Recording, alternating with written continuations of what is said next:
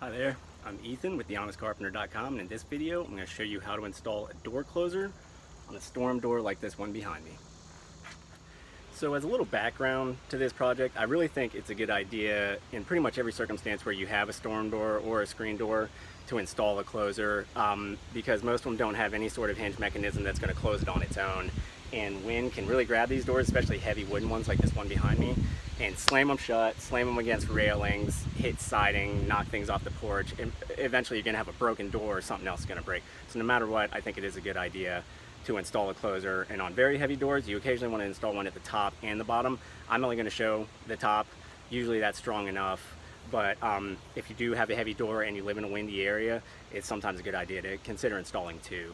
So I'll walk you through the components real quick. There's not much to these closers. You have this hydraulic kind of piston mechanism, that's the arm. This is the bracket that goes on the door. You got a little bit of hardware here. And then you have the bracket that goes on the jamb, which I already installed. It's this triangular one up here.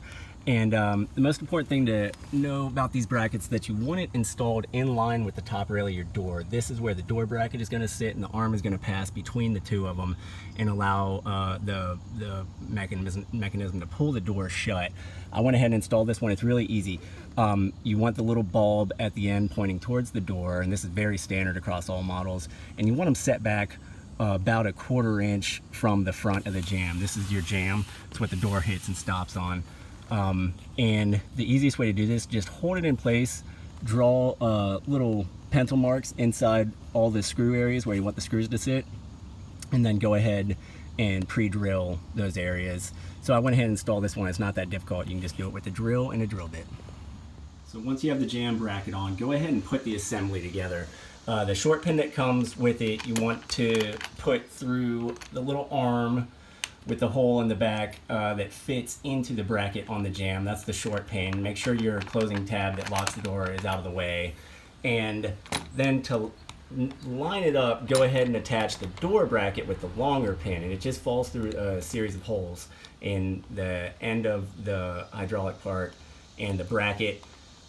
Hold the bracket up against the door and see where it naturally sits, and draw a little hole or two in these little screw areas right here at the end, and that'll let you know where to drill. Some of these models come with a little spacer that intentionally pushes the hydraulic arm out a bit to create tension. This model does not. You can space it a little bit if you want, but you don't want it drawing too tight. So I'll go ahead and mount the bracket.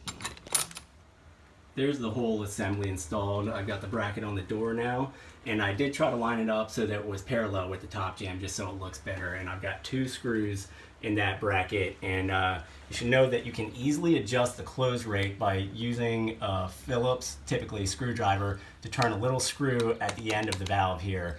And what that does is when you open the door, it controls how hard the closer pulls. I like a shut rate of about that fast. You want the door to come back in one big swoop, stop, and then fall into place when it's about 6 inches from the door. So this is a pretty good closing rate. Open the door, step back, and there it shuts tight. My next video, I will probably address this crack by the door because the people who installed it didn't space it quite right. But this door is opening and closing pretty well. Closer feels fairly strong. If they have troubles with it, we might install another one at the bottom, but that's how easy it is to install a door closer. For more tips and articles, check out my blog, thehonestcarpenter.com. And if you enjoyed the video, please like and subscribe below.